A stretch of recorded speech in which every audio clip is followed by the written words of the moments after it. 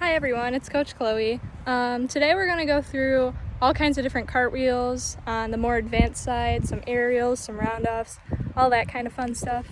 This video is going to be geared more towards people who already have their cartwheel, but there's also going to be some little drills here and there that those people who are still working on their cartwheels can definitely practice at home. So there's something for everyone here.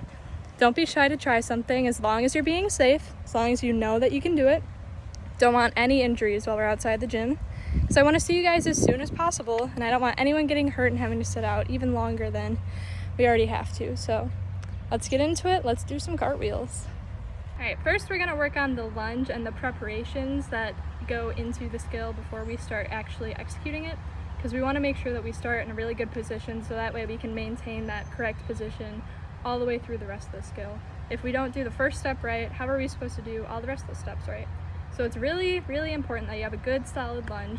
You know which way your fingers are going, you know all that, so that way we can get the easy stuff out of the way and then we can focus on the more challenging things, like being upside down.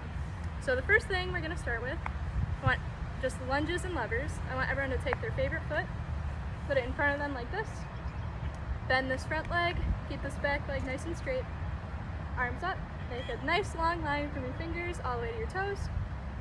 We're gonna do a lever, but instead of having our fingers face forwards like this, like we usually do for a handstand, we're going to turn our fingers towards our favorite foot.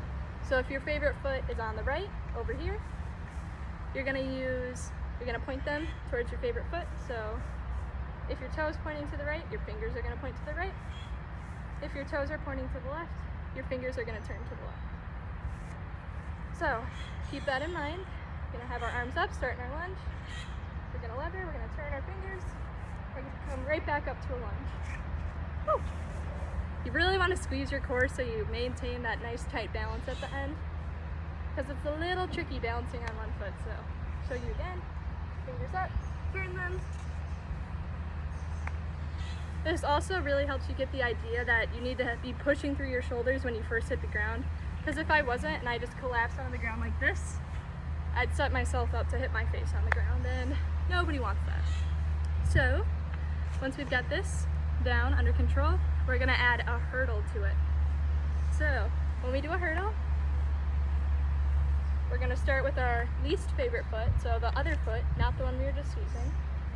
We're gonna step onto that foot. We're gonna do a skip with our knee, or with our ankle right next to our knee. So this is called passe.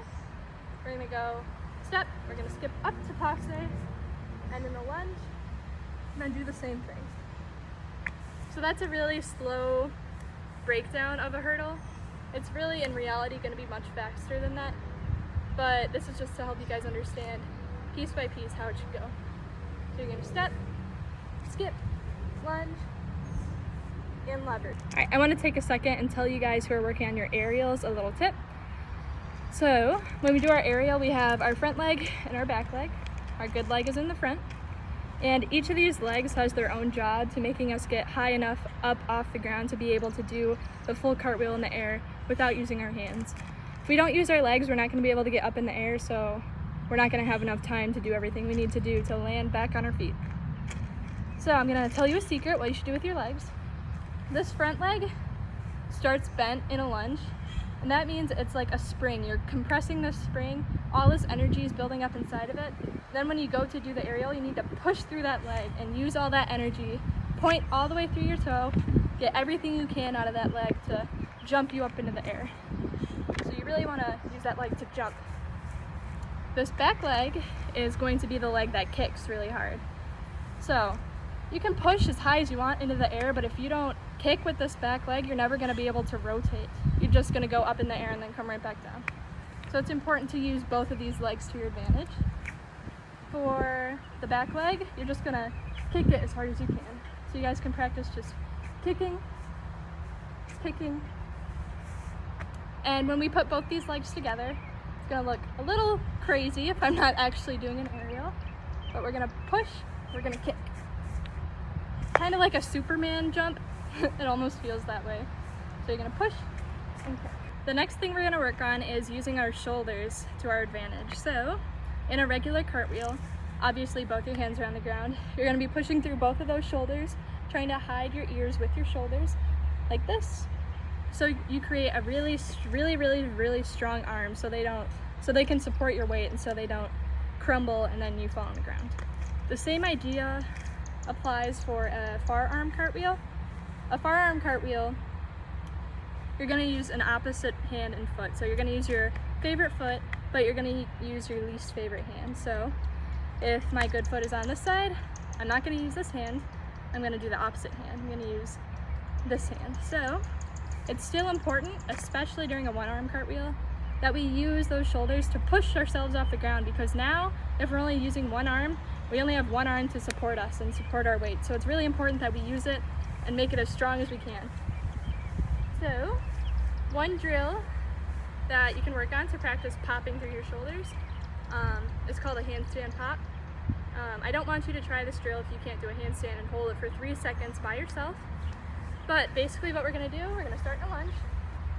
We're going to do a handstand with a little jump in it. And this will really teach you that as soon as your hands hit the ground, they need to be pushing through those shoulders. You have to do it instantly or else it's not going to work. So you're going to start in a lunge. You're going to go to a handstand. And I pop off the ground. I do a little hop with my hands on that. Show you one more time.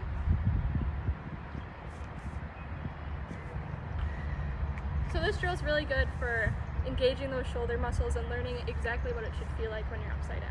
All right, next we have the landing of the cartwheel, one-arm cartwheel, round off, aerial. We're gonna work on the landing. So first we're gonna focus on the 1 foot at a time landing, which you'll find in cartwheels and aerials. Round off has a 2 foot landing, so they come down at the same time. That's a little bit different, we'll talk about that later. But right now, we're gonna focus on cartwheels. So, when we step down out of a cartwheel, we're actually not stepping down into the same lunge that we started in.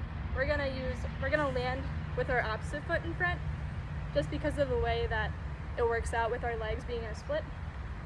So, it's really important to practice doing levers on your bad foot, so you get the feeling of what it should be like landing on that foot, depending on it, and having your good foot not land until the last second. So what we can do handstand with our good foot, kick up with our good foot. We're gonna hold it, and then we're gonna step down onto our bad foot like this. And we're gonna end in a lunge with our hips square, all that good stuff. So, start in a lunge, arms up. And you can see me switch my feet in that. You can also do it with the foot switch being a little bit more visible like this. Just so you can get a better understanding of what that should feel like and feeling the switching of your legs actually happen. So this is a really good one to practice using that non-dominant leg and really depending on it. You can also do regular levers. Really focusing on getting that chest up at the end, straight forward at you. If you land like this, that's not pretty, okay? And a lot of problems can happen with that. Balance issues, wobbling, falling. We don't want any of that. For round-offs, the landing is a little bit different. We're actually gonna snap down with both of our legs at the same time, which makes it a little bit harder to get that chest up at the end, but I'm gonna show you some ways you can practice that. The first one, we're just gonna work on handstand, snapping down onto 2 feet into a push-up shape so we can feel what it's like to land on both those feet at the same time. So what we're gonna do, start in a lunge, handstand, good foot in front, hold and snap into a push-up. Now when we're in this plank shape, our body should be one nice straight line. Our butt shouldn't be up in the air. We shouldn't be sagging like this. We want to be a nice tight straight line. If your body can't handle landing in a push-up, it's not going to be able to handle landing all the way up on our feet. Because if you think about it, in a push-up, your chest is facing the ground, but when we land a round-off, our chest needs to be all the way up, facing the wall.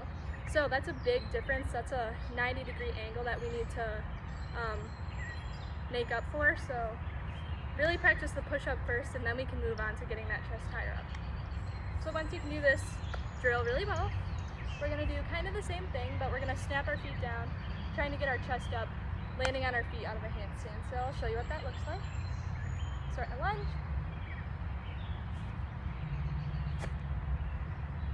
to snap your feet down as hard as you can and try really hard to get that chest up. This drill is actually really hard, so don't feel discouraged if you can't get it all the way up. As long as you're doing it better than you did the last time, you're making great progress, okay? Show you one more time.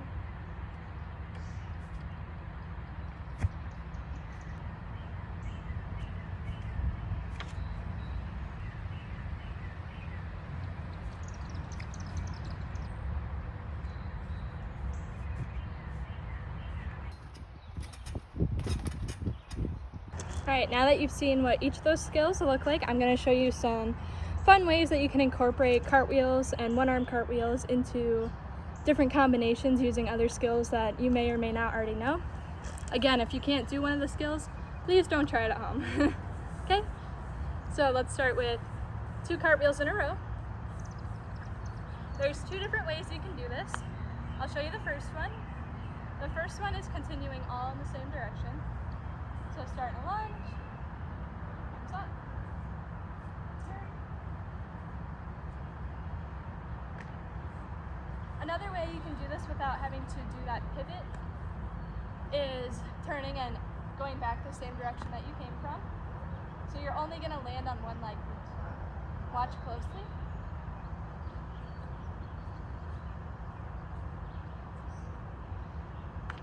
That one's a little bit tricky, but it's pretty fun. You can do it over and over and over. You could also do a back walkover out of a cartwheel if that's something that you can do.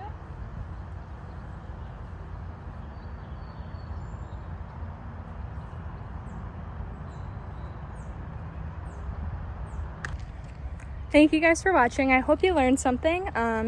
Make sure you be safe when you're practicing everything at home. I miss you guys a ton. I can't wait to see you. Hope you're having fun, staying safe, and hope you guys have fun with this video. All right, bye.